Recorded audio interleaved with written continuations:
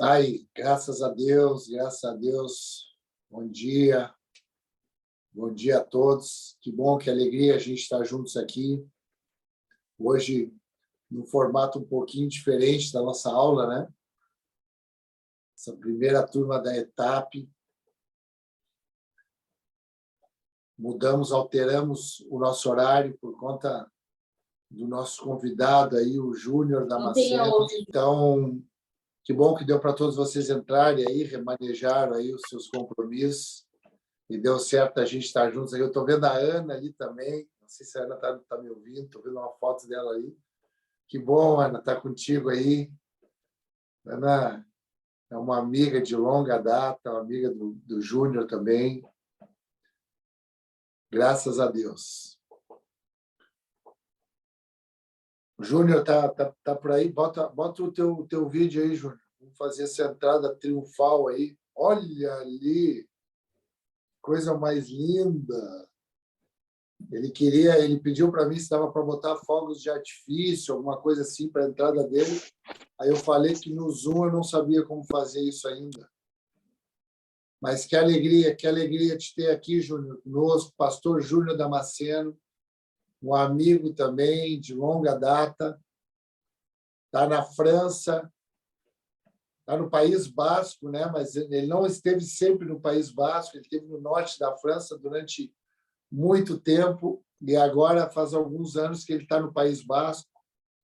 Já nos encontramos já algumas vezes aqui no Brasil, nos nossos encontros das Brasas, ele vinha, ele participava, ele trabalhava. Tem o Ministério do Teatro, da Música, um adorador mesmo, Júnior aí. E tive a oportunidade também de estar na casa dele, ser recebido na casa dele, lá em Bayonne, né, Júnior? O Júnior vai falar agora para a gente. Estive lá com a Cris, estive com a Kate, o Emerson e a Lu, nos recebeu lá, tivemos dias muito lindos lá. E agora a ideia da largada com o Júnior, nesse tempo aí que a gente finalizou a nossa etapa, que é o estudo de teologia prática e participativa, né? De teologia que ela é aplicada e ela é participativa também. Fazem mais de 3 anos que a gente está estudando todas as cartas de Paulo, finalizamos com Romanos, nesse quase 1 ano estudando Romanos, e agora, nessa finalização, a gente discerniu em Deus que seria um tempo agora intermediário até o próximo tema, o próximo livro, que Deus vai nos orientar aí a estar nos dedicando, de ter um tempo com esses missionários, né? Então nós trabalhamos missões ali na vida da igreja, no início, né? A vida de Paulo sendo esse missionário junto com os irmãos, expandindo a palavra de Deus em toda a terra, passando pela Ásia, passando pelo que é hoje a Europa, e acabou chegando até nós, né? E hoje a igreja continua uma igreja missionária. Nós temos um ministério, a Brasa, completamente envolvido com missões, por conta disso que a gente tem muito contato com esses missionários. E a gente quer ouvir, né, hoje, assim, como é que deu continuidade essa igreja missionária, como é que ela trabalha hoje, para que nós aqui possamos ser estimulados também como igreja local, né, para a gente também ter a nossa participação em missões, né? A gente já ouviu, já aprendeu as várias formas que a gente pode participar em missões, e hoje a gente vai ter oportunidade de ouvir aí o Júnior. Então, é muito, muito bom, Júnior. É um prazer mesmo estar junto contigo. Para mim, de forma muito particular, é muito especial tu ser o primeiro missionário a dar essa largada, pelo relacionamento que nós temos, eu e tu. Temos uma aliança mesmo de muito amor, de muito carinho, de muito respeito, de muita admiração. Então, é um privilégio te ter aqui para essa turminha aí que anda comigo, poder ouvir um pouquinho o que tu está fazendo, a tua casa. Ele é casado com a Susan, pai de 2 meninas lindas, 2 jovens adultas lindas, e ele vai contar um pouquinho da vida dele aí, do que ele tem feito, como é que Deus tem orientado ele. Fica à vontade aí, Júlio. Deus abençoe. Ok, então, Júnior Damasceno, eu nasci no Brasil, né? Nasci na região dos Lagos Fluminenses, no estado do Rio de Janeiro. Hoje eu sou franco-brasileiro por adoção, não sei como se chama, naturalização, decreto de naturalização. E no dia 28 de junho fez 32 anos que eu saí do Brasil. Saí do Brasil no dia 28 de junho de 1991. Acho que a maioria de vocês não haviam nascido ainda. Só o Alberto tinha nascido já, né? E nesse tempo todo eu estudei na Inglaterra, estudei na Bélgica, fui missionário no Senegal e lá eu conheci a Susan Mary, minha esposa. Nos casamos no dia 28 de junho também de 1997, no norte da Inglaterra, e viemos aqui para a França em janeiro de 99. Estamos aqui desde 99, numa parceria de uma missão chamada WEC International, que é a mesma missão que nos enviou para a África, com a Igreja Batista da França. Então, eu trabalho com a Igreja Batista e sou pastor de Igreja Batista Francesa. Eu trabalhei muito tempo no norte da Síria com pessoas da rua, como capelão, e fui pastor de uma igreja de uma cidadezinha chamada Béthune, que fica no norte da França também, a mais ou menos 30 minutos da fronteira com a Bélgica. E em 2012, nós fomos enviados para o País Basco francês, que é uma região do sudoeste da França, na fronteira com o País Basco espanhol. Então, nós moramos bem perto da Espanha. O Alberto já esteve aqui na nossa casa e pôde perceber que Irigoyen, embaixo se diz Iriguayan, é um nome basco que quer dizer Hiri, com H, é cidade, e Guayan é do alto. E eu sempre falo para o Alberto que ele é um homem das alturas. Irigoyen, que é um nome basco. Há 12 anos, então, há 11 anos, estamos aqui atuando na Igreja Batista da Costa Basca, e o nosso objetivo tem sido anunciar a Cristo nesta região da França, que é uma região muito linda, mas também muita necessidade do Evangelho de Cristo Jesus. Não existe coisa pior do que receber carta branca, porque a gente não sabe, complicada. Eu posso estar falando de uma coisa que não é o que vocês estão esperando, mas eu vou voltar a este assunto. Só vou terminar dizendo que, como o Alberto falou, eu tenho 2 filhas, a Melaniana, que tem 24 anos e que está terminando o 2º ano de mestrado dela, fazendo um estágio na cidade de Málaga, na Espanha, no sul da Espanha, e está voltando para casa agora, porque agora é o final do ano letivo aqui na Europa, né? Ela vai estar voltando para casa agora em julho. A nossa filha se chama Stephanie, ela terminou o 1º ano de mestrado dela na Inglaterra. Foi para a terra da mãe e mora na mesma cidade onde moram os meus sogros, minha cunhada, os sobrinhos da minha esposa. Então, eu e minha esposa estamos sozinhos, por enquanto, aqui na França.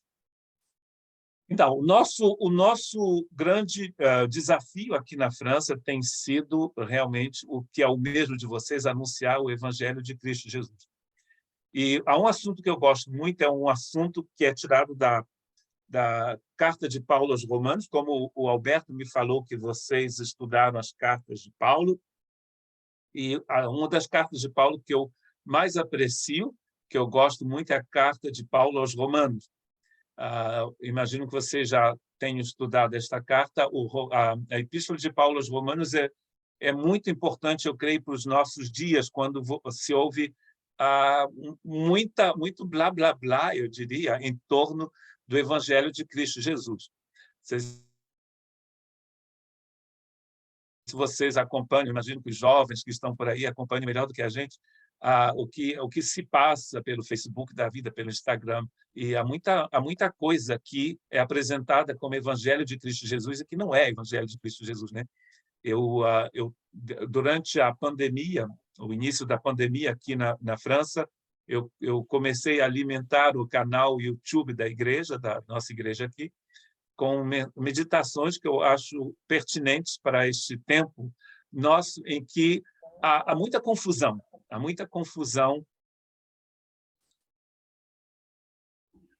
no mundo, como se ouve, né? Mas eu creio que há muita confusão também na igreja, porque a igreja, de um modo geral, entrou por um caminho muito perigoso, ou seja, um caminho em que as pessoas precisam anunciar algo, então anunciam coisas que são chamadas de evangelho, que, na verdade, não são o evangelho de Cristo Jesus.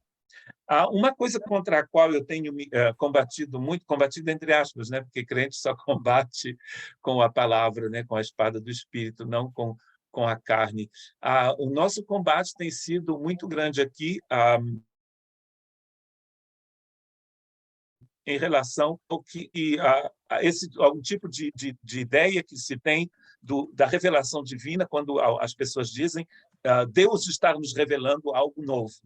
Deus vai te mostrar nesta noite algo novo. Deus está trazendo para este tempo algo novo. A notícia mais maravilhosa que eu creio que a gente deve anunciar é que não existe nada de novo. Tudo que Deus anuncia é eterno, ou seja, é imutável. Ou seja, não muda nunca e nunca vai ter nada de novo. Deus é novo, é eterno.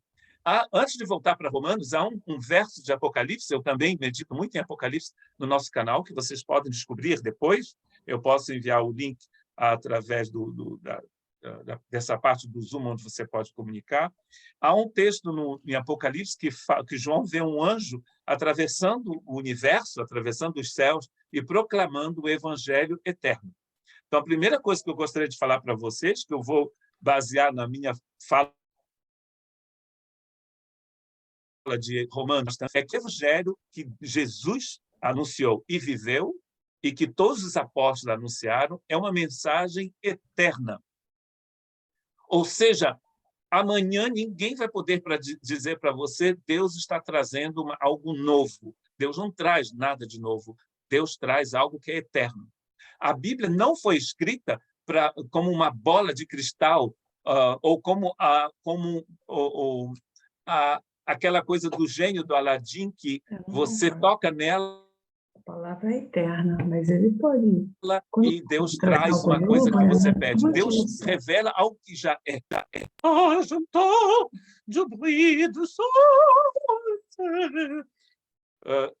Ok? Fazem assim, vocês estão me ouvindo? Eu ouvi uns sons estranhos, acho que alguém querendo interromper o missionário francês. Então, o que eu estava dizendo? Quando você lê o Novo Testamento, você percebe uma coisa muito interessante. É que Paulo, por exemplo, ele não está dizendo eu vou trazer algo para vocês agora que vocês nunca ouviram, que seus pais ouviram, mas é diferente do que os seus pais ouviram, e o Cavusat, ele traz algo que sempre existiu, mas que o povo não conhecia. Eu começo com um texto de Paulo em Efésios, quando ele diz que, em Efésios capítulo 1, verso 3, Paulo diz: Deus já nos abençoou com toda sorte de bênção espiritual nos lugares celestiais em Cristo Jesus. E no verso 4 ele diz: nele fomos escolhidos antes da fundação do mundo. Eu sei que vocês não podem falar que o microfone de vocês está coberto, mas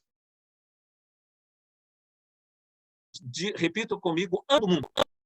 Ok? Todo mundo falou antes da fundação do mundo? Antes da fundação do mundo. Então, olha só que coisa interessante. Quando você lê as cartas de Paulo, você descobre que o Paulo, na verdade, está trazendo uma revelação que não é nova, mas que é eterna. A palavra revelação, em grego, é apocalipse. E apocalipse quer dizer revelação. E revelação quer dizer tirar o véu, tirar algo que está cobrindo a sua visão. Por exemplo, tirar a máscara, né? Se essa máscara não tivesse com olhos, né? Eu faço teatro, eu tenho muitas máscaras aqui no meu escritório. Não é para espantar a criança, é para fazer teatro. Então, se essa máscara não tiver 2 buracos aqui, eu não vou conseguir ver. Revelação, Apocalipse quer dizer tirar a máscara para que eu possa ver. Então, o lance do evangelho não é o que o evangelho é algo novo. O evangelho é um segredo bem guardado eternamente, mas que nos foi revelado em Cristo Jesus, que Paulo foi o maior instrumento na Bíblia para nos revelar esse evangelho. Então, Antes da fundação do mundo, Deus nos escolheu em Cristo Jesus. No capítulo 3 de Efésios, vai de novo falar desse mistério que estava escondido. A palavra mistério, mysterion, não tem o mesmo significado nem em francês, nem em português, nem em inglês. Em francês, a gente fala mystère. Repita comigo, mystère. Confio que vocês tenham repetido. Mystère, em francês, é a mesma coisa que em português, quer dizer algo que você não consegue entender.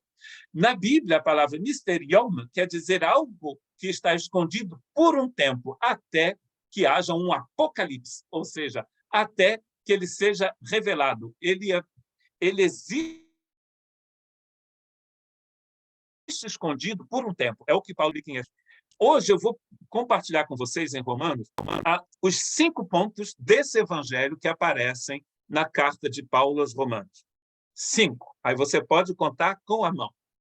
A primeira é propiciação. O segundo, tem que pensar direito. O segundo é justificação. O terceiro é vou pensar em francês. Propiciação, justificação, redenção, reconciliação, santificação. Ok. A propiciação, justificação, redenção, reconciliação, santificação. Vou falar de novo. Propiciação, que às vezes é sinônimo de expiação. Propiciação, justificação, redenção, reconciliação, santificação.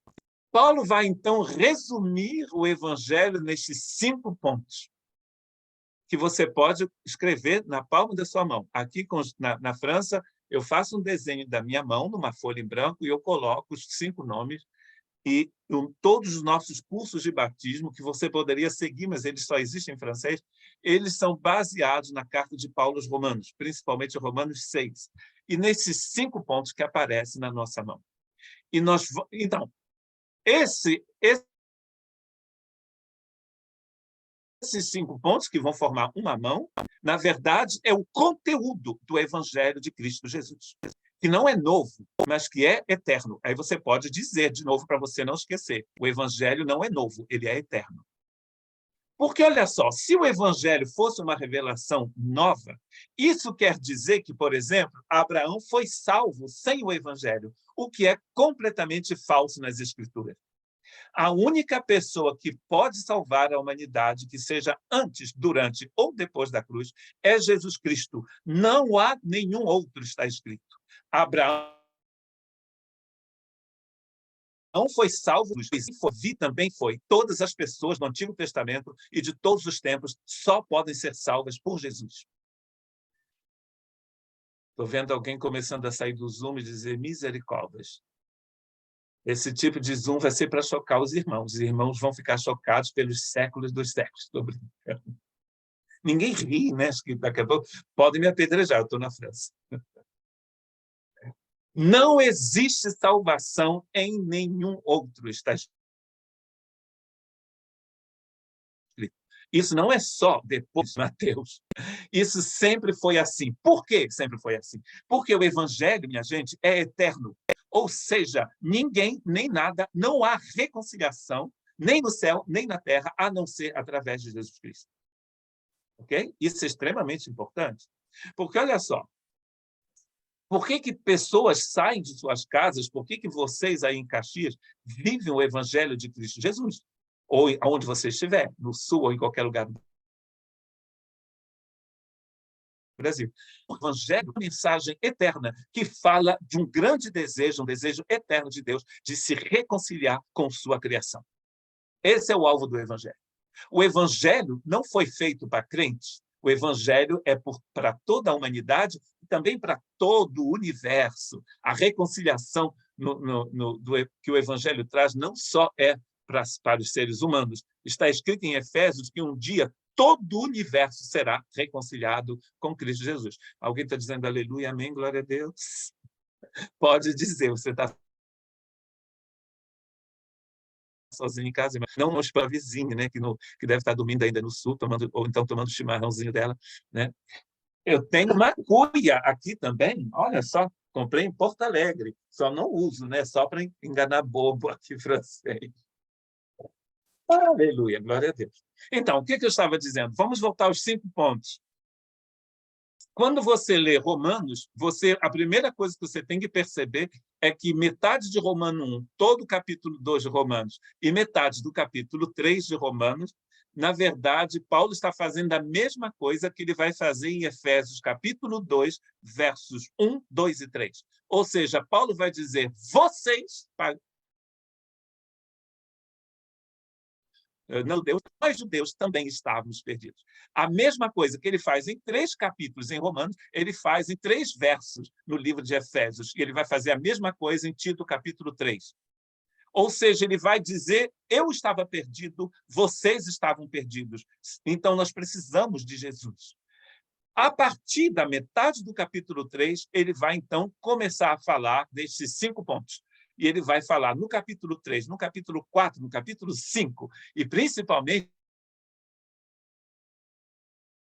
no capítulo 7, no capítulo 8, ele começa dizendo, agora não há mais condenação para quem está em Cristo Jesus. E ele vai terminar o assunto no capítulo 8.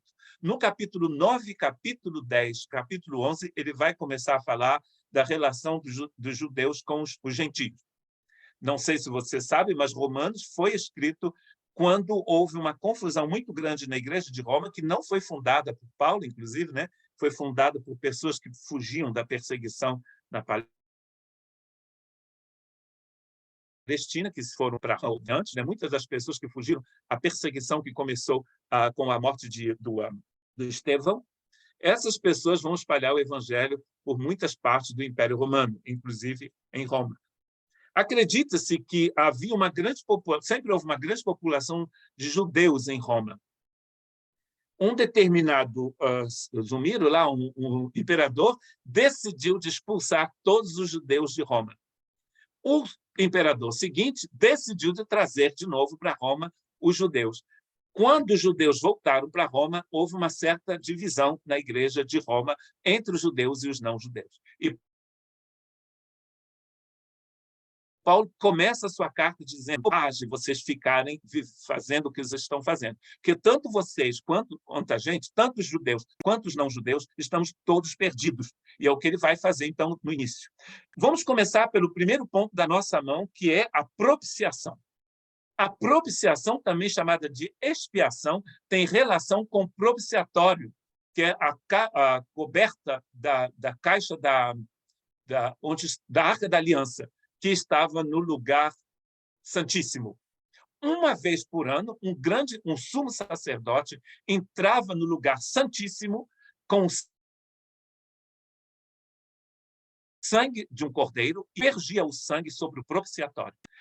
A partir daquele dia e durante um ano, Deus se tornava favorável ou propício ao povo. É de onde vem a palavra propiciatório. Le propiciatoire. É mais bonito em francês, não é, pastor Alberto? Le propiciatoire. Não é lindo? Propiciatoire. Então, no propiciatoire, Deus se tornava favorável. Para que o evangelho funcione, para que a mensagem do evangelho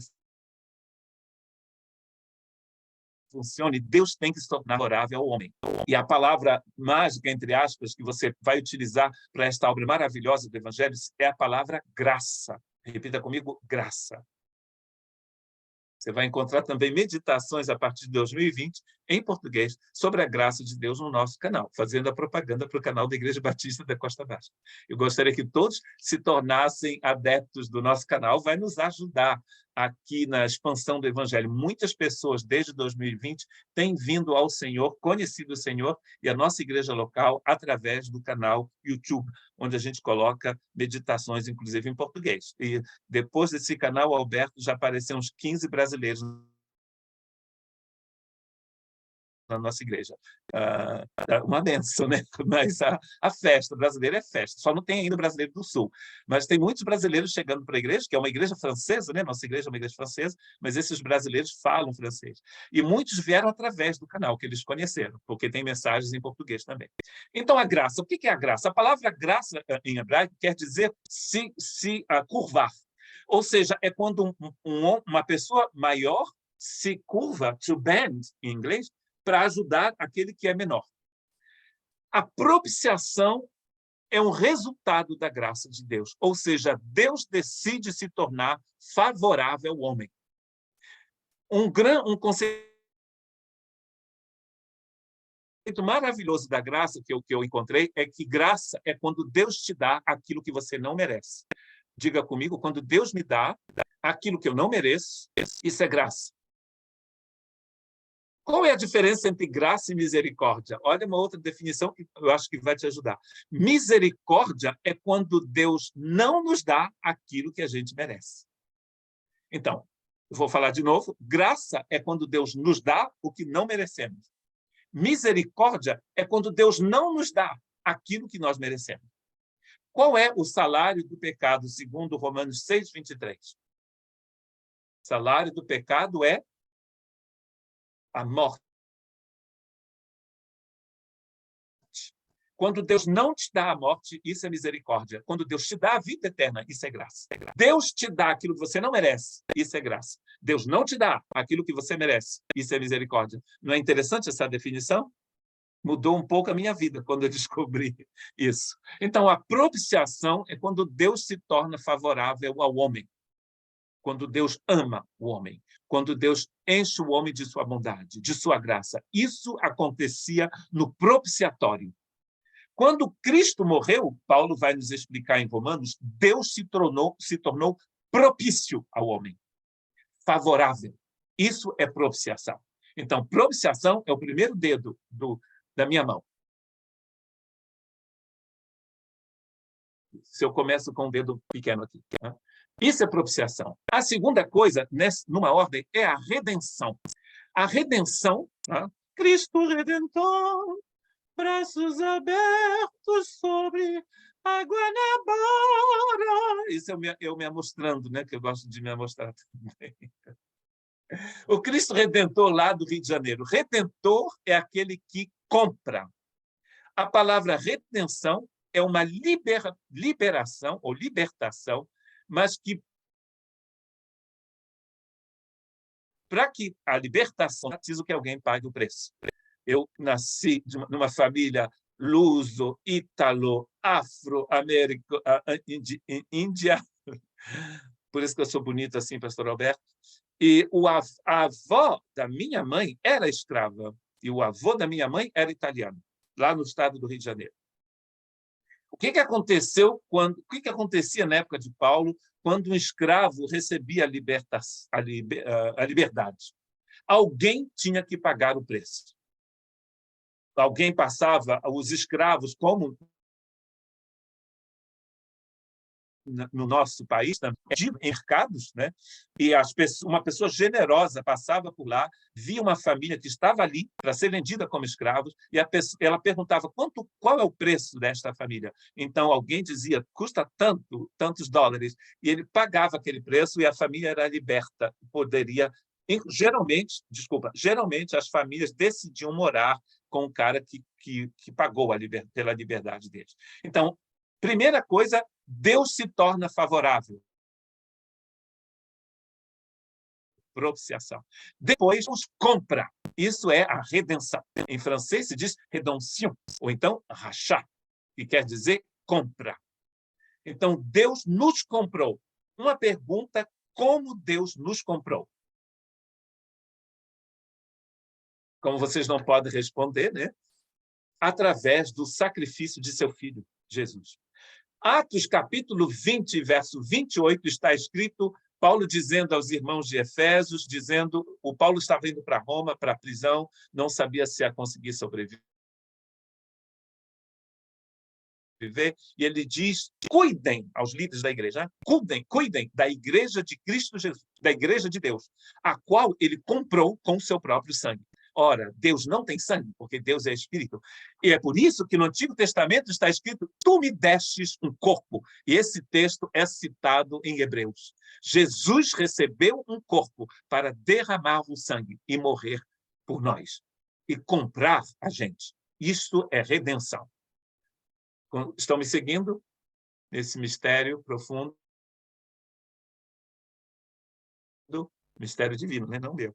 Deus nos comprou. Uma coisa interessante, uma pergunta que eu vou fazer para vocês.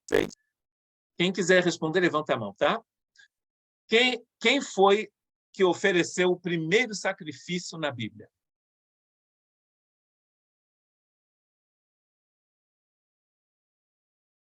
O pastor não vale levantar a mão. Quem foi que ofereceu o primeiro sacrifício na Bíblia? Alguém que pode responder?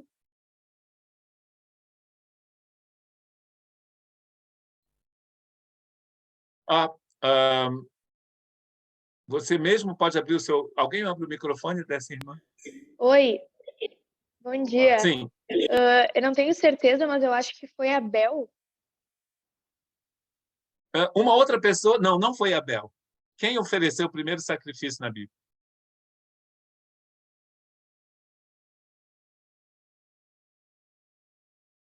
Caim, alguém falou Caim? Numa resposta. Verônica. Verônica. Oi, Verônica. Paz do Senhor. Na verdade, minha gente, quem ofereceu o primeiro sacrifício na Bíblia foi Deus.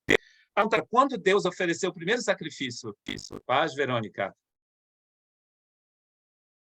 Deus ofereceu o primeiro sacrifício quando ele matou um cordeiro para vestir a nudez de Adão e de Eva. Não é? Nunca pensaram nisso? Onde que Deus achou a veste de Adão e Eva? O Deus foi na Galerie Lafayette, as galerias aqui da França, que estão queimando lá em Paris, a Galerie Lafayette. O fogo está queimando lá em Paris. Graças a Deus, eu moro a 1.000 quilômetros distante de Paris.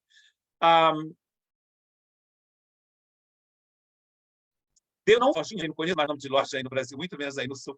Deus não foi numa lojinha e comprou uma pele de cordeiro para vestir a nudez de Adão e de Eva, que eles tentaram cobrir com folhas de figueira, né? A religião.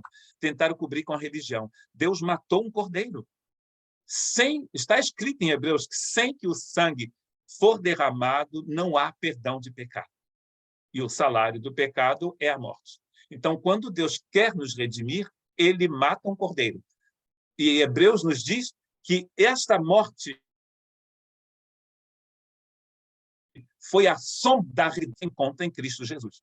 Não sei se você já sabe o que é a sombra. A sombra, na verdade, é a projeção de um objeto que vem antes da sombra. Ok? Uma explicação física bem em primeiro grau. A sombra, na verdade, é a projeção de um objeto. Paulo nos diz que a lei de Moisés, a religião do Antigo Testamento, era a sombra. Ora, para que a sombra exista, é preciso que um objeto venha antes da sombra. Imaginemos que essa mão aqui seja a realidade e essa mão aqui seja a sombra. Você está vendo a coisa ao inverso, então você não vai dar para entender. Mas olhe para a sombra da sua casa, você vai ver que a sombra vem depois da casa. Jesus vem antes da sombra. E no Novo Testamento ele se revela plenamente. Mas Jesus e o Evangelho de Jesus é eterno, minha gente. É eterno. Começamos, então, com propiciação, chegamos à redenção. Em seguida, Deus agora está propício, ou seja, favorável, nele mesmo. Não se esqueça que a obra de Cristo Jesus é inteiramente feita nele mesmo, em Deus. Deus se torna propício, Deus nos compra e, em seguida, ele nos justifica. Isso Paulo chama de justificação. Você vai encontrar tudo isso em Romanos do capítulo 3 ao capítulo 8. Ele vai, então, nos justificar. A justificação... O que é a justificação? Olha que interessante. Nas línguas latinas, como em português, por exemplo, em francês, nós vamos utilizar a palavra justiça tanto para a Corte de Justiça, eu não sei se tem algum advogado, alguém que está estudando, a minha filha mais nova está fazendo direito internacional, né? Quando você fala em coisa, em lei, alguma coisa assim, ela já levanta a mão, ela explica tudo, é uma benção, né? Ter filho que vai ser advogado, juiz, é uma benção. Você não pode falar nada, olha, cuidado, isso segundo a lei número 25420, e começa um manto de mistério assim profundo. A justificação na Bíblia não é a mesma coisa que a justiça, por exemplo, em francês a gente chama de palácio da justiça, né? Le palais de justice. Só que no Brasil justiça é uma coisa que não existe, né? Mas enfim, não falemos de política aqui. Não tem nada a ver com a justiça do palácio de justiça, da corte de justiça, dos advogados. Na verdade, quando você, não sei se você fala inglês, mas em inglês existem duas palavras. Existe a palavra justice e a palavra righteousness. Na verdade, Paulo está falando de righteousness. Na palavra righteousness tem a palavra correto, certo. Justificação é quando Deus te coloca no caminho certo. A palavra, o John Stott dizia que a justiça de Deus é uma forma de caminhar que Deus tem. Deus caminha de uma certa forma. Quando Deus fala com Abraão, Deus caminha de uma forma. Quando Deus fala com Moisés, caminha da mesma forma. Deus nunca vai mudar a sua forma de caminhar. E caminhar, na Bíblia, é sinônimo de viver, de ser. Deus pensa, Deus fala, Deus age na sua própria justiça. E uma outra pergunta que eu vou fazer para vocês, o que pode... não sei mais falar português. Qu'est-ce qui accomplit la justice de Dieu? O que produz a justiça de Deus? Podem responder se quiser, levantem a mão. O que pode produzir a justiça de Deus?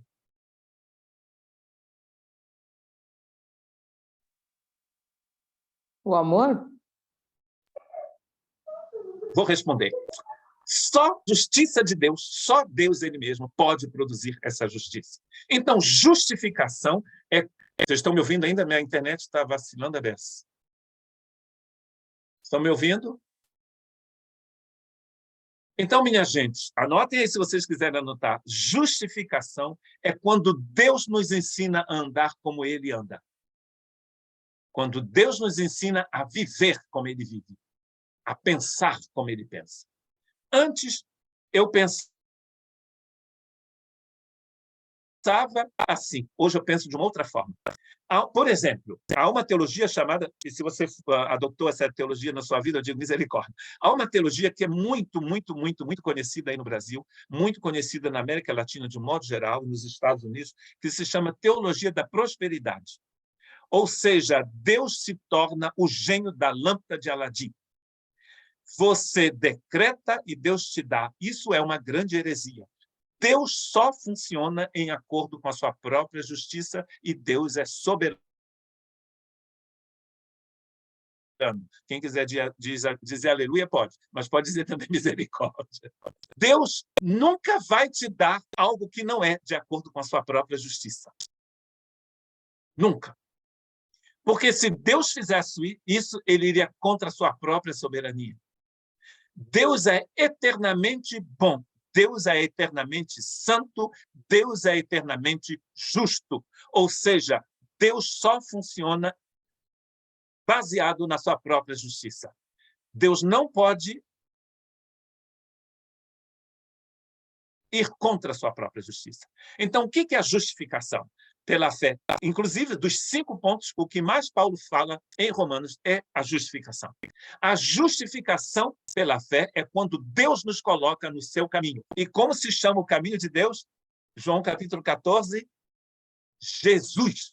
Ele disse, eu sou o caminho.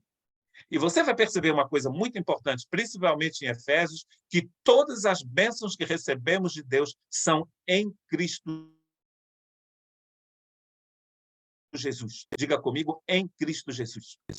Ah, mas eu sou uma pessoa muito boazinha. Ah, mas eu sou da Igreja Brasa. Ah, mas eu sou pentecostal. Ah, mas eu sou isso, aquilo. Não importa. Se você não estiver em Cristo, você não tem como ser abençoado, mesmo sendo da Brasa. Ninguém ri. Ai, meu Deus. A justificação é quando Deus te coloca em Cristo Jesus. Não sou eu que digo, é Paulo mesmo que diz.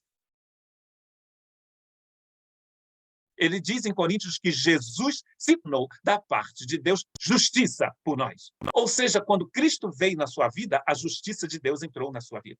Antes você pensava que para ser crente você tinha que deixar de parar de tomar chimarrão. E é verdade, chimarrão é coisa do inimigo, está amarrado, né? Não. Aí você para de tomar chimarrão. Você tinha ódio da sua sogra, você não gostava da sua sogra, mas falou, agora eu sou crente, não tomo mais chimarrão, nem como mais churrasco. E nem fala mais bar. Falar bar é proibido. Bar, não fala mais bar. Mas sou crente agora, não falo mais bar, não tomo mais chimarrão, não como mais churrasco.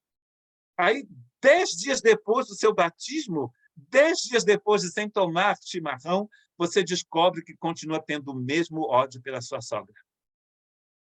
A religião não muda o seu coração. Só a justiça de Deus muda o seu coração. Quando Jesus penetra o seu espírito, você acorda um dia e diz, Senhor, abençoe minha sogra, que ela vá morar na China, aleluia! Era para rir, essa aí era para rir, ninguém ri. Percebe, a justiça de Deus é quando o Espírito de Deus entra no meu coração e me coloca no caminho de Cristo, me coloca em Cristo. Então, vamos voltar, porque daqui a pouco tem que terminar, hoje eu tenho jantar na casa dos irmãos e vai ser uma bênção. Vai ter bons vinhos, aleluia, glória a Deus. Aqui já é tarde, né? Já é quase 5 horas. Daqui a pouco estou terminando. Olha só que interessante. A justificação é quando Deus te coloca no seu caminho. Ele muda a sua forma de pensar. Antes você pensava assim, agora você pensa como Cristo. Aí Paulo diz, nós temos a mente de Cristo. Ou seja, nós pensamos como Cristo. Minha gente, a conversão é um milagre. É por isso que Jesus chama isso de nascimento dual. Percebe? Nicos era super religioso, João capítulo 3. Super religioso, né? Não é mesmo? Conhecia a lei de Moisés de cor. Não bebia... A minha internet está horrível. Não bebia chimarrão. Não dizia bar. Não comia churrasco. Era vegetariano. Nicodemos. Aí ele vem ver Jesus e fala, Jesus, nunca mais bebi chimarrão depois que me tornei religioso. Nunca mais comi carne, não falo mais bar. Aí Jesus diz, Nicodemos, se você não nascer do alto, mesmo não tomando chimarrão, mesmo não falando bar, você não tem como entrar no meu reino. Não tem. Você pode se tornar crente da brasa. Se não nasce, você não entra no reino de Deus. O novo nascimento não depende de você, depende do Espírito Santo. A única coisa que você faz é de yes, eu quero. É aceitar. Se você está em Cristo, foi porque você recebeu Cristo. Não foi porque você fez. Você leva 30 anos fazendo, um dia você descobre que o fazer seu não muda nada. O que muda é o fazer do Espírito Santo em você. Isso é justificação. Então, vamos terminar a nossa mão. Então, começamos com propiciação. Em seguida, redenção. Deus te comprou, pagando o preço. Terceiro, a justificação. Como Deus não... A salvação não é um bilhete que Deus te dá e vem num envelopezinho. Deus te dá. Vocês gostam de futebol, né? Aqui onde eu moro, futebol não é nada, né? Ninguém joga futebol aqui. Todo mundo aqui joga rugby. O sul do Brasil, Baiona tem um clube de rugby da primeira divisão, que ele chama aqui dos 14, né? Tem 14 times de rugby na França, os oficiais, primeira divisão, e Baiona faz parte. Eu moro a 20 quilômetros de Baiona.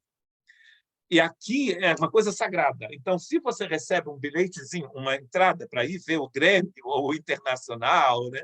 O Flamengo, Fluminense, não sei porque eu não torço para futebol. Eu acho que todo crente devia torcer para o time dos Santos, porque está escrito sede santo. Isso é para rir. Assim mesmo. Então, anyway, a salvação não é um bilhetezinho que você recebe para ir ver o time seu jogar lá no céu. Não. A salvação não é um bilhete. A salvação é uma transformação sua para que você seja cheia de Jesus, ou cheio de Jesus. Então, o que acontece no nosso quarto ponto? A reconciliação. Deus te reconcilia com ele mesmo. Através da propiciação, da redenção e da justificação, Deus te reconcilia com ele mesmo. E uma coisa interessante que a gente já percebe olhando para essa tela é que Deus não só me reconcilia com ele, também me reconcilia com o outro. Deixa eu ver se eu encontro minha cruz irlandesa. É a imagem da cruz. Deus me reconcilia com ele, Deus me reconcilia com o outro.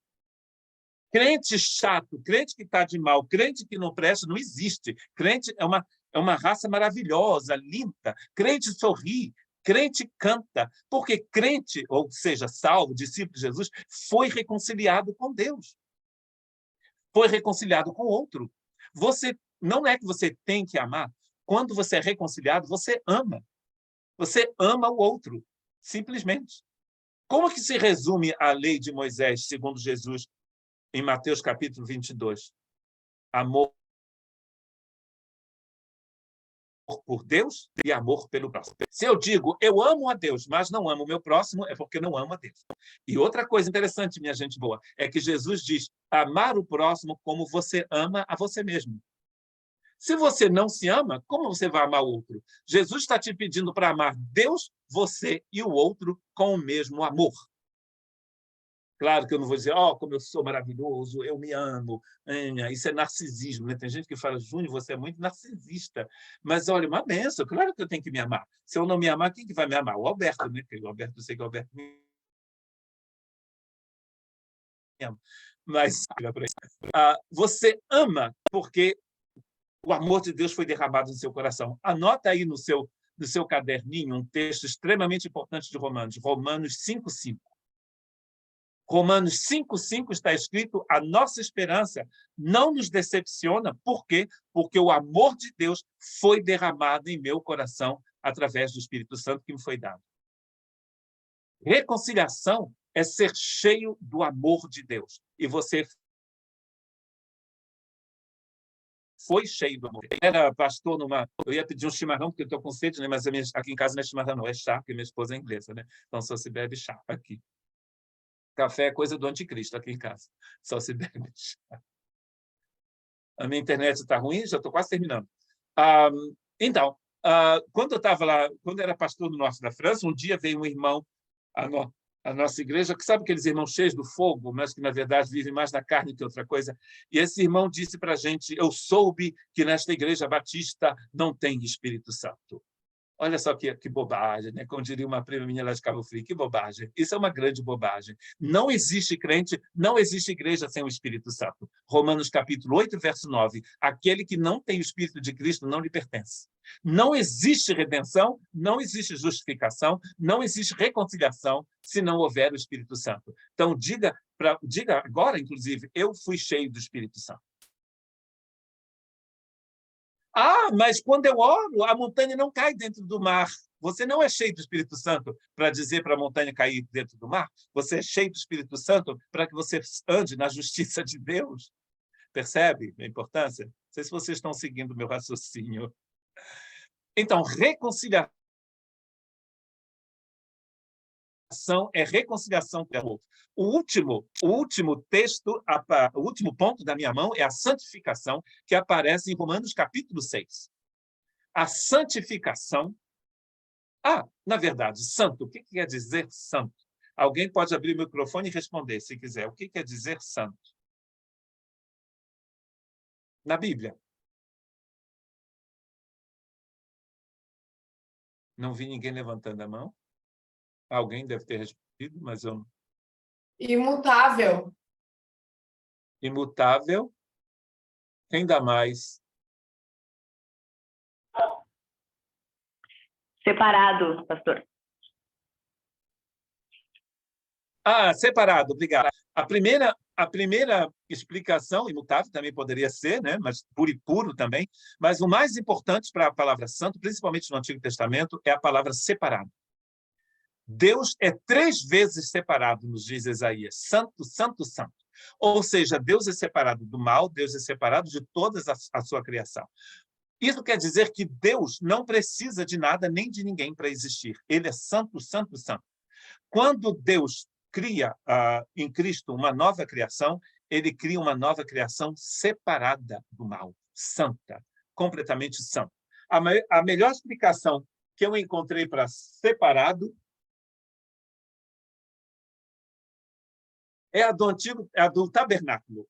O Moisés precisava de um castiçal para colocar vela para o tabernáculo. Esse castiçal era feito de ouro, imaginemos, ou de bronze. Imaginemos que ele seja feito de bronze. Esse bronze, dos brincos de uma senhora, da dona Zulmira, que era muito vaidosa, escrava lá no Egito, mas era muito vaidosa e tinha vários brincos. Ela deu os brincos dela para o Moisés, para o Arão transformou em castiçal. E esse castiçal foi para o tabernáculo. Um dia, a irmã Zulmira ia dar uma festa na casa dela, né, porque ela comprou uma cabrita nova, e ela queria dar uma festa, e ela queria ficar bonita. Então, ela foi lá para o Moisés e falou, Senhor Moisés, Senhor Arão, eu queria pegar de novo meus brincos, porque hoje eu quero usar os meus brincos na festa que eu vou dar. Era o único par de brincos que eu comprei em Alexandria, né, lá no Egito.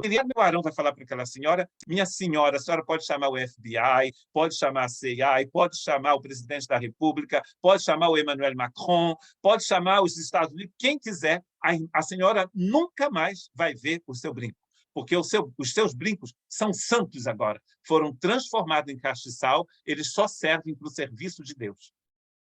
Essa é a melhor explicação que existe para a palavra santo na Bíblia, ao meu ver. Ou seja, quando algo é inteiramente consagrado a Deus, separado para Deus. Então, você foi separado para Deus.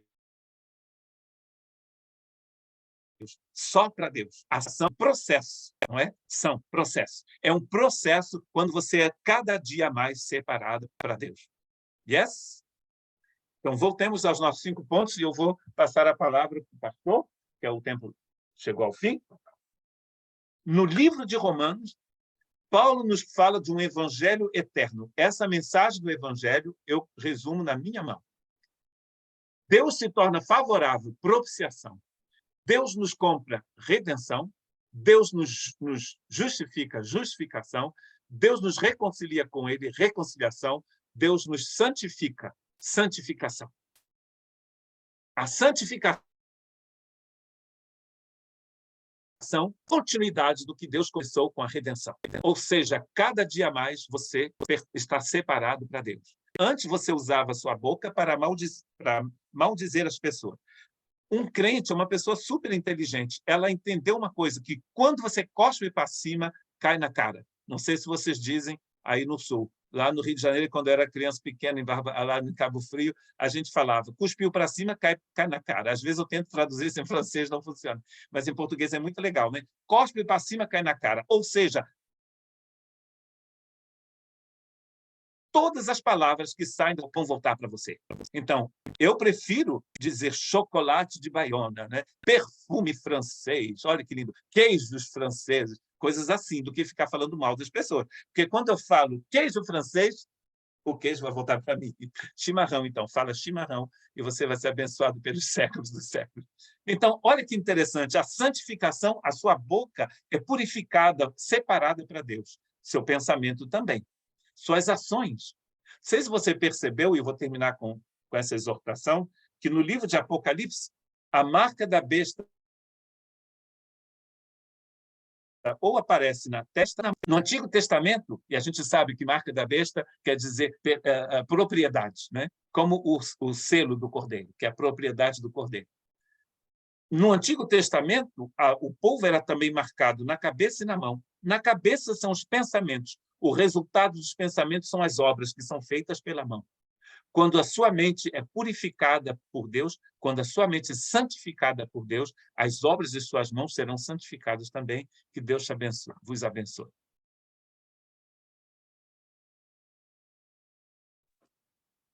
Eu diria uma salva de palmas para Jesus no nosso culto. Uma salva de palmas para o nosso francês, nosso pastor querido. Que alegria, uma emoção mesmo muito grande. A gente pôde estar diante aqui do de ensino, né? Uma coisa que a gente estuda tanto também, que é o dom o Espírito Santo dá para a igreja, né, lá em Efésios, que é um dom de quem sabe ensinar, de quem tem. E aqui a gente experimentou e desfrutou desse dom de Deus na vida do pastor Júnior Damasceno, e isso é muito profundo e é uma alegria muito grande. Também isso se torna mais potencializado, né? E aí a minha alegria ela se torna em regozijo, porque eu tenho uma aliança com ele, né? De amor, uma aliança histórica, e uma aliança que começou e que eu e o Júnior nós temos nos empenhado, né? Para ele mais do que eu, na verdade, porque eu erro mais do que ele, não procurar mais ele do que eu poderia, mas a gente tem se esforçado para estar juntos mesmo e descobrindo, né, esse novo de Deus aí, esse eterno de Deus, como ele nos ensinou a cada momento que a gente se encontra novamente. E ele poder hoje ter essa conexão com vocês aqui, que são gente da comunidade local aqui de Caxias, que tem andado muito próximo de mim, também para mim é uma alegria muito grande, uma porta que se abre, isso é uma ponte, né, missionária, para vocês poderem chegar na França através dessa família, né, tendo contato com ele, entrando no YouTube, falando com ele, orando por ele, abençoando a obra de Deus lá na França através dessa família, de várias formas, né? Isso pode acontecer. Então, muita gratidão aí, Júnior, pela tua vida, pela tua disposição, pela tua prontidão em responder, né, o meu convite. Então, fico muito feliz. Uma coisa que o Júnior fala sempre comigo, e eu concordo com ele, é algumas questões de missionários, e aqui eu já quero que vocês... Eu vi a Ina aí levantando a mão, baixou a mão, mas eu quero que vocês façam algumas perguntas agora nesses próximos minutos, para a gente poder interagir um pouquinho, porque o nosso setup ele é participativo. Mas uma coisa que o Júnior sempre conversa comigo é com relação aos missionários, né? Muita gente vai para o campo missionário, visitar esses missionários mais para ver o trabalho que está sendo feito lá, para saber como é que está a igreja, para poder, de alguma coisa, experimentar assim, daquilo que está acontecendo em missões, mas poucos vão e se preocupam com a família do missionário, com a vida do missionário, né? E isso é uma coisa que é muito meu DNA. Eu e o Júnior, quando nós estivemos juntos aí, nós caminhamos aí e enfrentamos uma madrugada, tomando um bom vinho, um vinho francês juntos, chorando juntos, né? E isso é inesquecível para nós. E também, para começar a primeira pergunta aí, eu acho que a Ina quer fazer a pergunta ainda, Ina. Foi também um início, né, para a gente poder aqui trabalhar o perdão muito entre nós, entre a igreja local, porque ele tocou muito no chimarrão, tocou no churrasco, tocou no futebol, tocou em coisas muito sérias da nossa vida. Então, todo mundo está sendo trabalhado aqui para perdoar o pastor Júnior. Um beijo, Júnior. Muito obrigado. Ina, pergunta aí para o nosso pastor.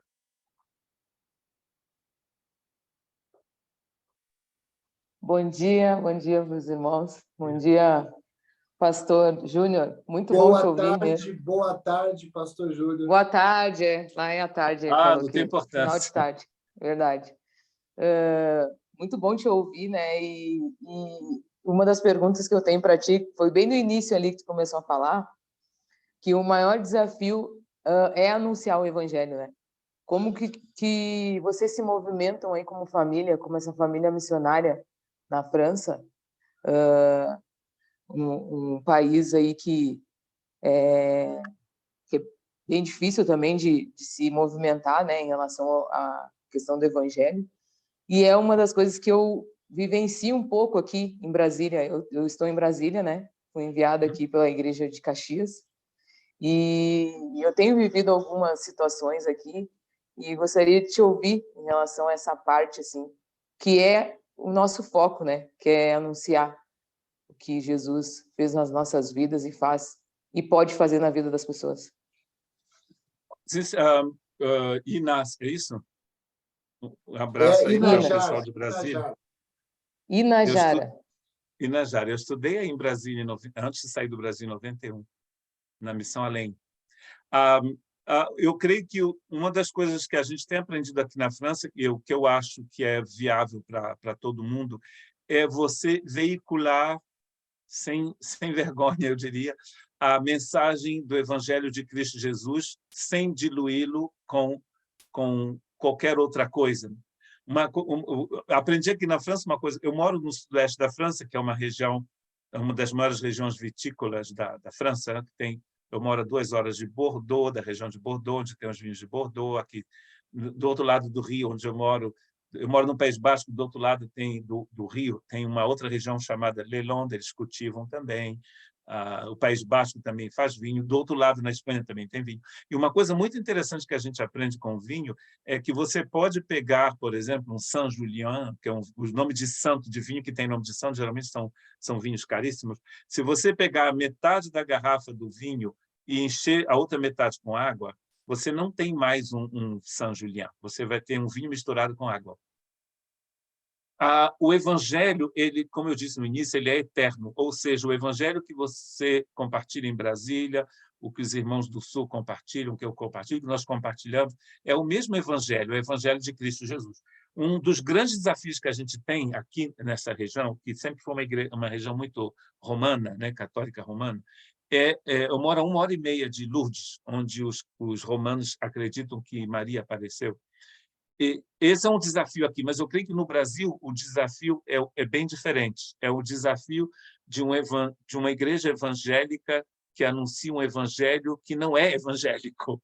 Ou seja, eu creio que o grande desafio nosso, como discípulos de Jesus, é de permanecer firme anunciando o evangelho, unicamente o evangelho de Jesus, sem diluí-lo com a água daquilo que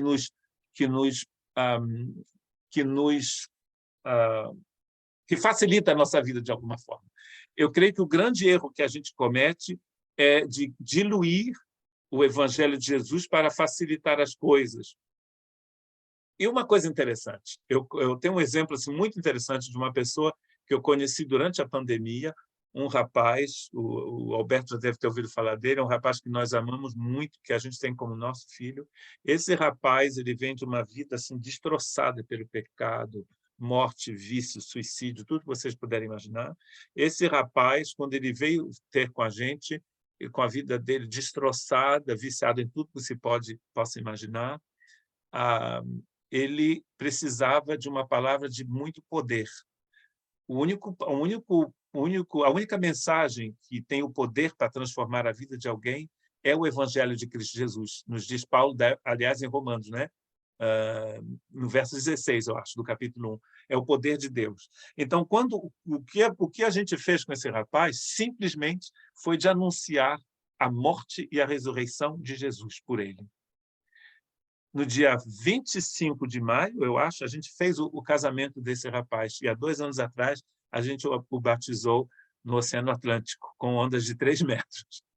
No dia do batismo dele, no dia do casamento dele, dificilmente encontrar alguém que não chorou na igreja. Inclusive o pastor Pinto está chorando até agora. Porque a gente viu uma coisa muito interessante. O que esse rapaz já tinha tentado com religião, com tudo que você possa imaginar, nunca transformou a vida dele. Jesus transformou a vida dele. Tudo que a gente fez foi com um grande amor que Deus colocou no nosso coração, a gente abraçou esse rapaz e anunciou o Evangelho de Cristo Jesus, o vinho sem a água.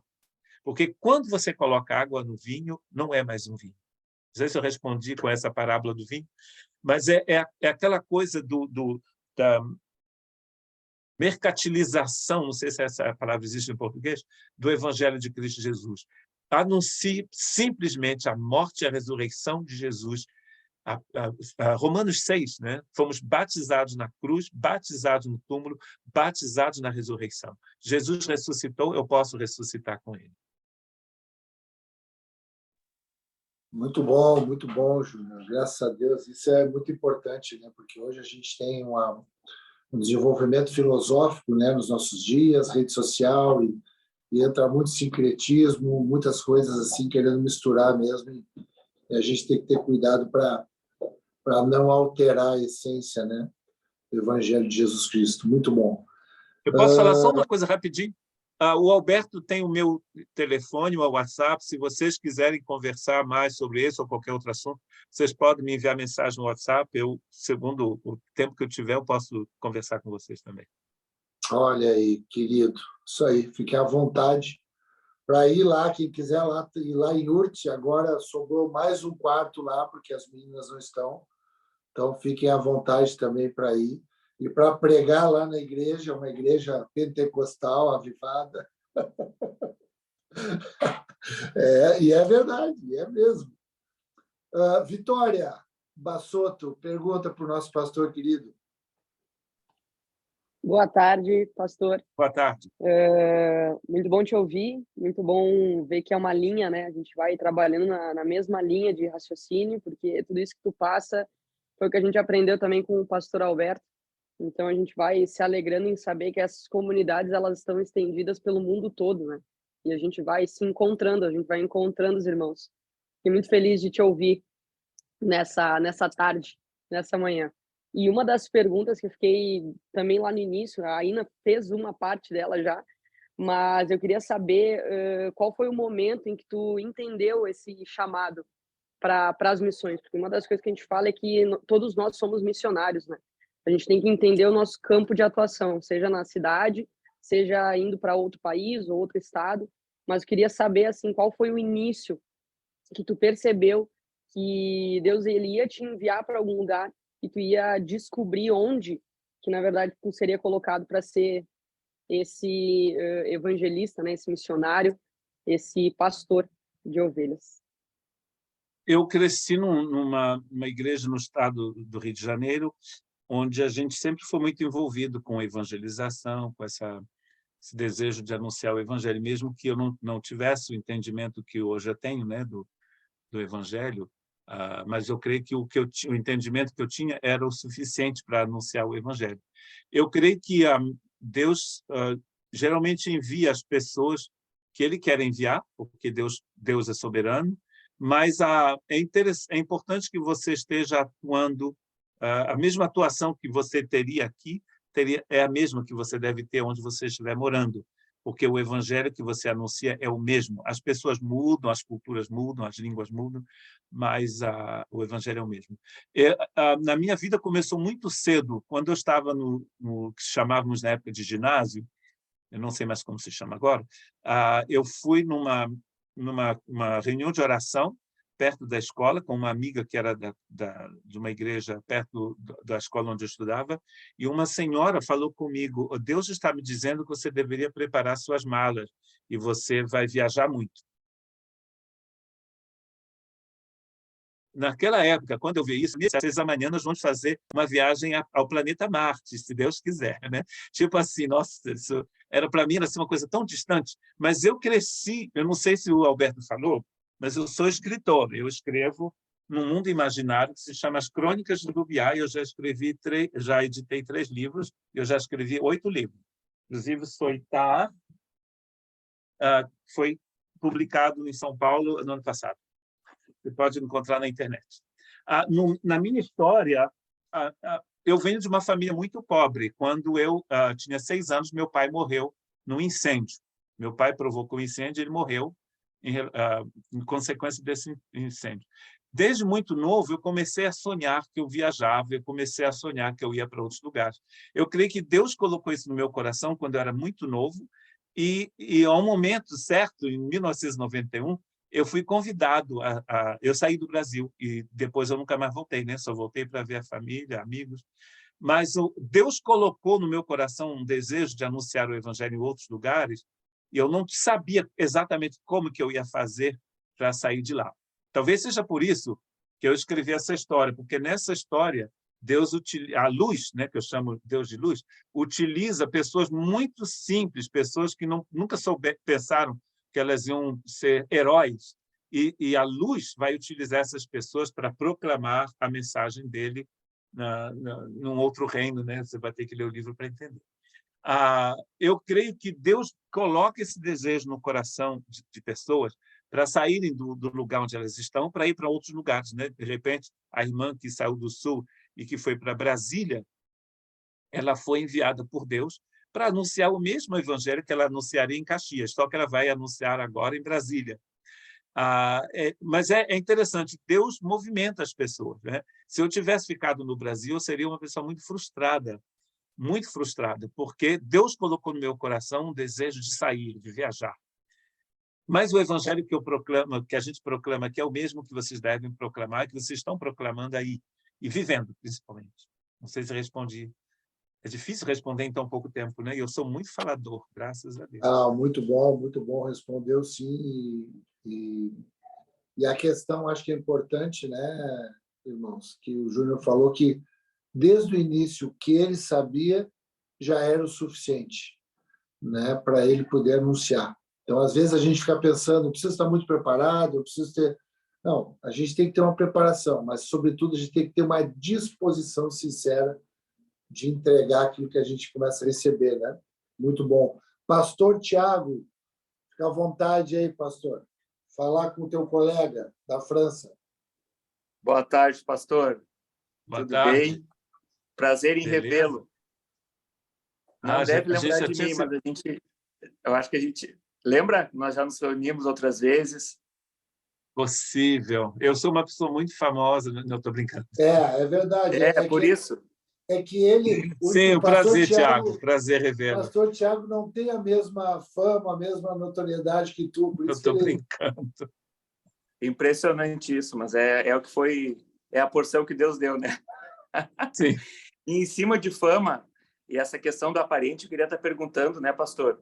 Como tu é envolvido com teatro, envolvido com música, como é que é, assim, para tu poder falar para nós esse desafio? Porque a gente sabe que as artes, né, em si, na maioria das igrejas é muito desafiador, porque envolve questão de promiscuidade, assim, envolve a questão dessa vaidade, né? Envolve todo o movimento ali aparente, né? Que é muito forte na nossa natureza humana, né?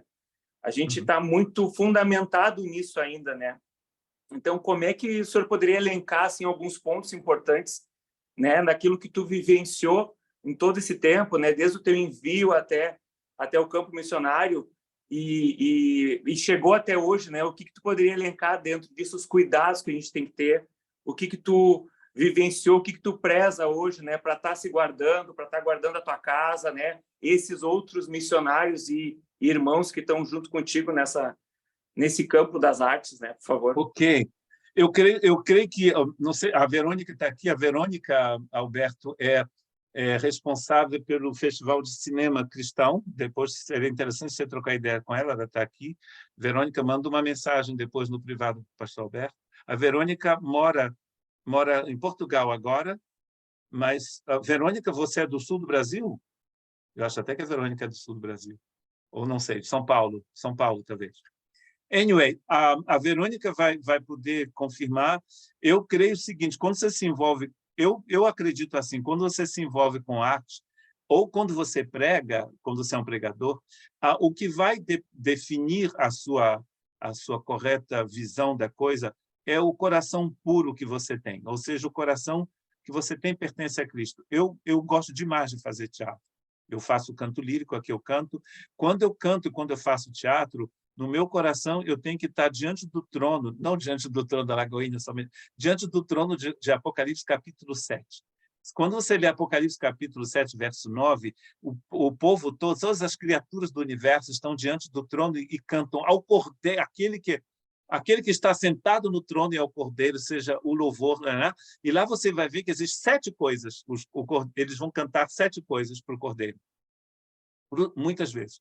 Então, o que conta realmente, para que você não se soberbeça, ou quando você prega, ou quando você faz teatro, é o coração puro que você tem.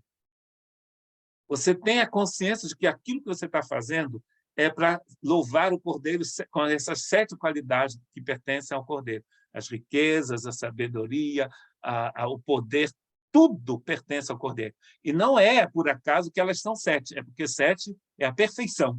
Ou seja, tudo que nós recebemos de Cristo pertence a Cristo, inclusive o desejo de fazer teatro, de cantar. Então, eu creio que quando você está com o seu coração puro, você não vai cair naquela vaidade de se ensoberbecer. E a Verônica vai concordar comigo, eu creio, você vai fazer da melhor forma possível, porque Jesus merece o melhor. Tá? Ah, vou fazer de qualquer jeito, é para o Senhor. Não, nada disso. Você sempre dá o melhor para o Senhor. Aí você fala, vai aprender. Davi fazia isso, ensinava o povo a fazer instrumentos. Davi fazia composição de novas músicas. Mas já tem as músicas americanas, vamos traduzir tudo nos Estados Unidos. Não, o Brasil é tão rico. Eu só vou contar isso depois eu termino. Eu fui numa certa feita numa igreja aí no Brasil, numa dessas mega churches do Brasil, e o grupo de louvor oficial da igreja veio cantar para os pastores. E depois perguntaram, alguém tem algumas perguntas para fazer? E eu levantei a mão, me deram o microfone, e eu falei, olha, eu tenho 30 anos que eu saí do Brasil. Eu venho aqui, eu ouço vocês cantando as mesmas músicas que a gente ouve cantando lá na Europa. Será que nesse país não tem ninguém que sabe compor música para Jesus em português com ritmo brasileiro? Ninguém gostou da minha pergunta, passaram o microfone para uma outra pessoa. Eu creio que você pode dar o melhor para Deus, inclusive o melhor que é próximo da sua cultura, próximo do seu povo. Quando você é cheio do Espírito Santo, não tem como você se ensoberbecer, porque você quer fazer o melhor para Deus. Pastor, só batendo uma bola aí contigo, porque daí a gente entra nisso que tu falou da revelação, né? Hoje a gente perde a revelação, a gente sai, por quê? Porque a gente, na verdade, a gente só vai copiando. A gente só vai indo naquele fluxo de manada, né? Só vai, vem aquela manada, a gente é arrastado junto. Então, acho que entra dentro dessa questão da revelação, né? Disso que já é eterno, já está preparado. A gente precisa acessar, né? A partir desse coração, né? E o que é interessante é que o evangelho é eterno, mas a forma de apresentá-lo é contextualizada. Paulo apresentava o evangelho de uma forma, a gente apresenta o mesmo evangelho de uma forma diferente, para que ele seja compreendido por todos. Aqui na França, se eu ficar pregando em português, os irmãos vão se levantar e vão embora, e vai ficar só os brasileiros. Então, eu preciso pregar em francês, eu falo em francês, tudo é feito em francês. Por quê? Porque o povo, e de uma forma francesa, se eu começar a gritar igual o Alberto faz aí na igreja, não, eu sei que o Alberto não faz. O pessoal vai embora também, porque aqui na França, não é assim que funciona. Muito bom. Muito bom. Obrigado, pastor. Amém, amém. Essa multiforme graça e sabedoria que sai dessa unidade, né, da igreja. Graças a Deus por tudo isso. Muito bom, que Deus nos dê essa sinceridade, né, essa honestidade lá no íntimo do nosso coração. Eu não sei, vamos ficar nessas duas últimas perguntas aqui. Eu não sei, foi o Eduardo e o Samuel que levantaram a mão primeiro, eu perdi a ordem aqui. Me ajudem. Vem então, Samuel, ou Eduardo, ou os dois. Fala, Samuel.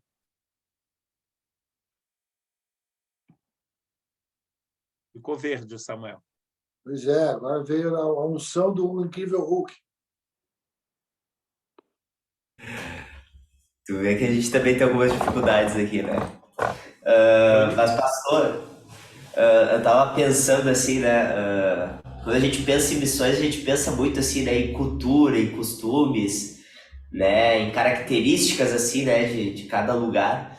E a gente vê isso muito claro assim, né? Na caminhada de Paulo, as cartas que ele escreveu, ele fala assim para lugares que alguns tinham uma característica de se apoiar na força e na sabedoria. Outros lugares tinham uma característica de promiscuidade, de idolatria, e ele sempre trabalha, né, essas características desses lugares, né?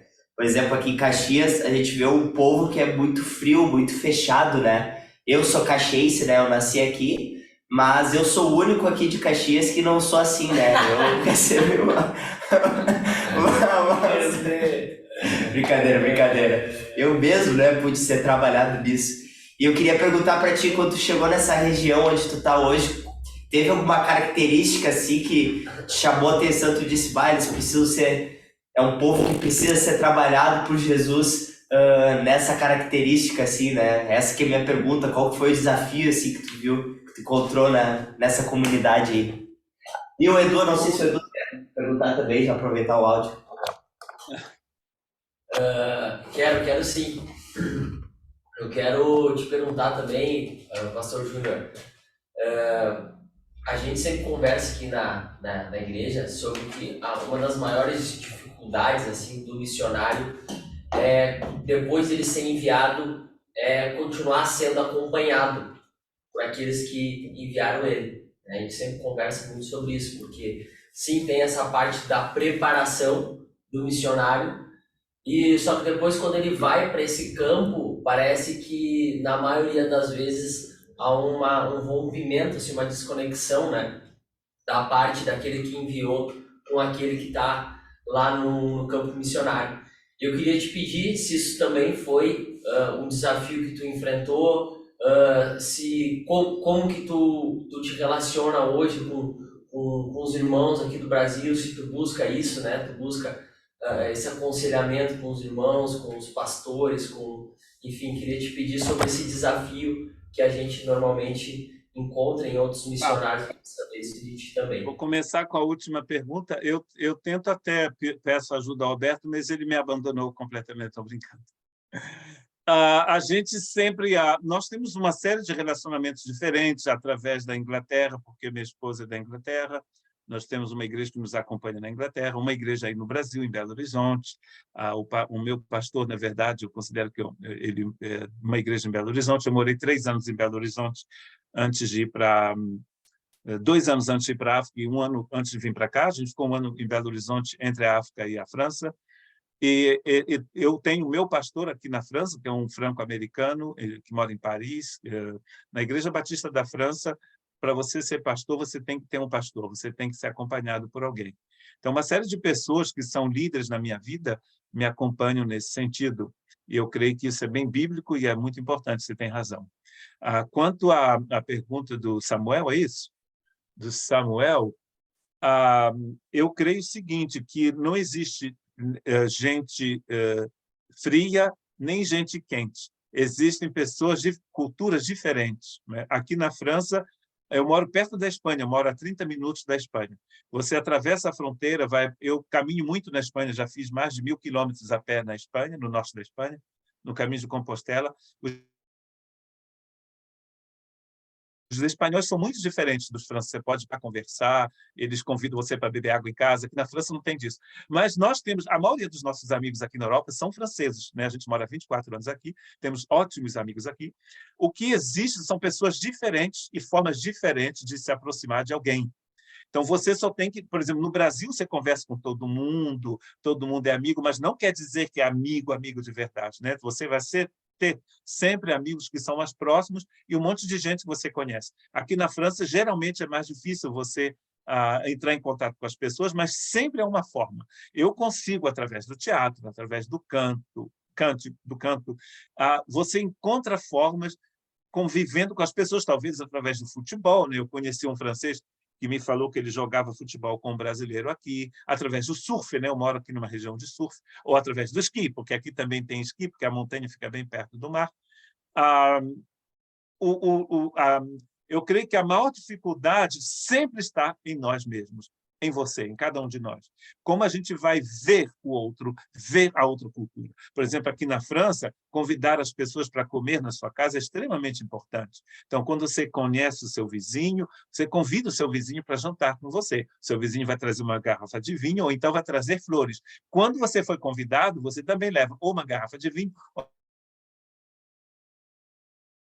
leve flor, aprende a lidar com pessoas que seriam consideradas frias. Não existe ninguém frio. Existem pessoas diferentes de você. Então, você primeiro descobre isso. Essa pessoa é diferente de mim, diferente da minha cultura. Então, eu vou ter que me adaptar. Tá? Eu sei que a Verônica mora em Portugal agora, do Brasil para Portugal, a mesma língua, com diferenças, mas uma cultura completamente diferente.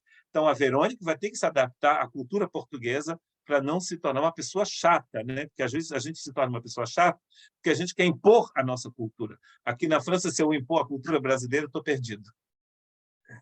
A última pergunta, que daqui a pouco eu tenho que ir embora jantar. Muito bom, muito bom. Quem quiser ir lá na minha casa, eu quero adotar um pouco francês, só que leva espumante ou flores. Ali, Mari ou Grace, para finalizar, para nós liberar aí o nosso pastor. Oi, pastor. Boa Olá, tarde. boa tarde.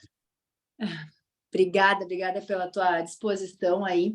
A gente foi tentando ver se, de certa forma, tu não respondeu. Nós tínhamos algumas perguntas, mas nós vamos tentar colocar em uma só. Nos chamou muito a atenção o fato da gente pegar esse evangelho de Cristo que nos é ensinado e saber que ele é o mesmo em todos os lugares que a gente vai. Então, a gente vai para outra cultura, se depara com esse choque cultural, mas mesmo assim o evangelho ele continua sendo o mesmo. E uma das coisas que a gente sempre fala e que eu vivi na pele, a experiência com missões, é o fato da gente viver isso de uma forma muito lúdica e de uma até quase que ilusória em alguns sentidos. Então, tu vai nessa ludicidade, tu se depara com essa cultura e tu muitas vezes, a gente está falando aqui que é muito fina essa linha entre você se adaptar à cultura do outro, acolher essa cultura e usar disso para também pregar o evangelho e passar para um se corromper. Aí o que a gente quer te perguntar? Porque eu queria te perguntar, se tem um momento no teu início, quando tu sai do Brasil e tu vai para esses outros lugares, tu vai em missão, sabendo dessa convicção, que tu te depara com um momento que talvez tu perceba que tu está te comprometendo, que a tua convicção fica balançada, que tu compromete a tua fé. A gente queria saber isso. Houve um momento que houve um corte aqui, mas eu acho que eu entendi bem o que você quer dizer. Olha, eu creio o seguinte, que há um texto de Eclesiastes, eu acho, que diz que Deus colocou no coração do homem o pensamento da eternidade. Isso quer dizer que, mesmo que o povo seja diferente, a cultura seja diferente, todo ser humano está querendo conhecer algo diferente, querendo conhecer a Deus. Então, Deus nos dá uma chave para um livro chamado A Eternidade em Seus Corações, do Don Richardson, que é um livro muito interessante, vocês deveriam ler. E nesse livro ele mostra que em várias culturas diferentes do mundo, Deus sempre deixou uma porta aberta, que ele chama de teoria da redenção, inclusive.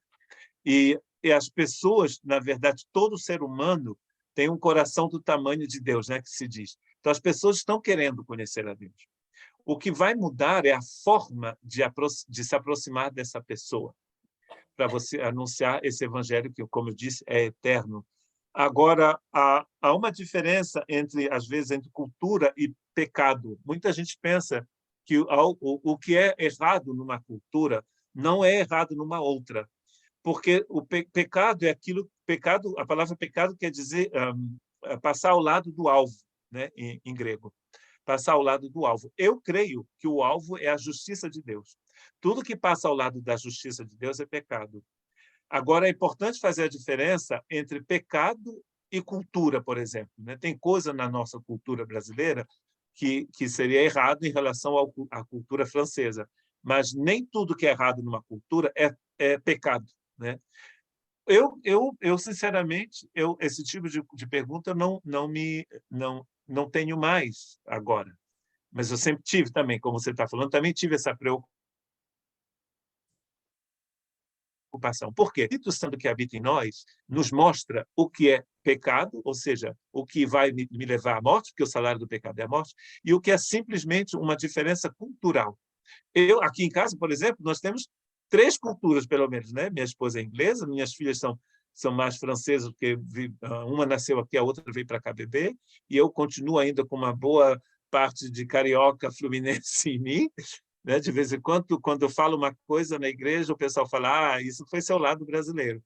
Então, por exemplo, eu sei que se eu me comportar muito como brasileiro na minha igreja, eu posso ofender as pessoas.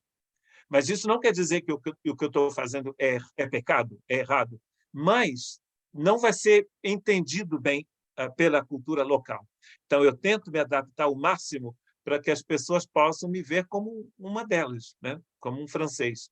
Eu tento, né? A gente tenta bastante, às vezes consegue, às vezes não consegue. Então, eu creio que é importante você deixar o Espírito Santo te mostrar que determinadas coisas que a gente faz não é pecado, mas é ruim. Por isso, talvez, que Paulo diz em Hebreus 12 que é preciso deixar de lado o pecado Hebreus 12, capítulo 3, eu acho, quando ele fala de correr, versículo 3, ele tem duas coisas que ele fala ali, o pecado e as coisas pesadas que a gente carrega. Às vezes, a nossa cultura, a nossa forma de fazer, de falar, não é errado, mas pode ser uma coisa, como é que se chama? Um fardo que a gente carrega, né? Tradições inúteis, por exemplo. Não sei se respondi a pergunta. Muito bom, Júnior, muito bom, irmãos. Graças a Deus, boa participação também, deu para esclarecer, ensinar muita coisa para nós, para mim aqui. E eu queria finalizar orando pela vida do Júnior, pela casa dele, pela igreja, pela França. Queria que nós tivéssemos esse tempo aqui agora.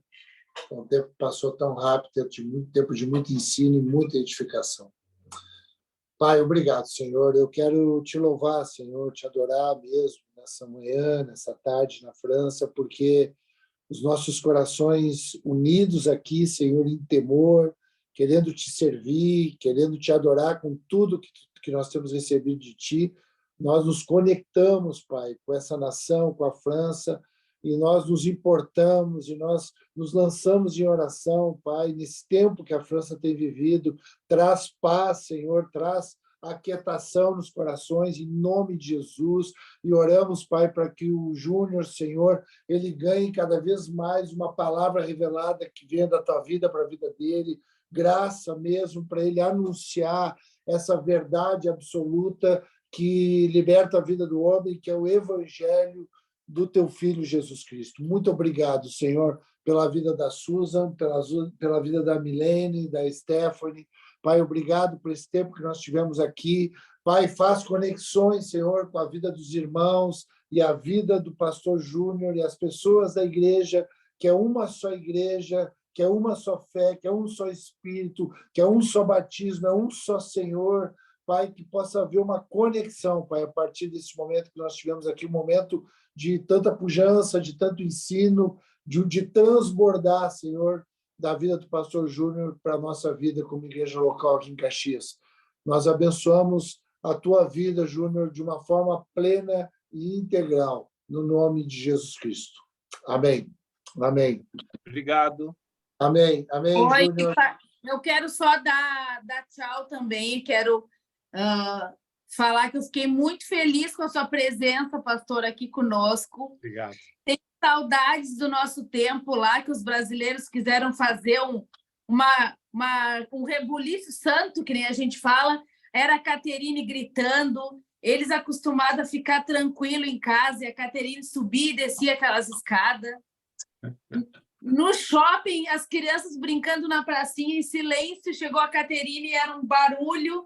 Eu tive alguns desafios na França, mas foi um tempo muito bom, um tempo que a gente aprendeu muito com aquela nação e fomos muito bem acolhidos.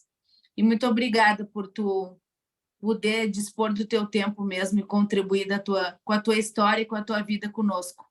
Precisam voltar. Manda um beijo na tua família linda. Saudades de você. Deus abençoe vocês.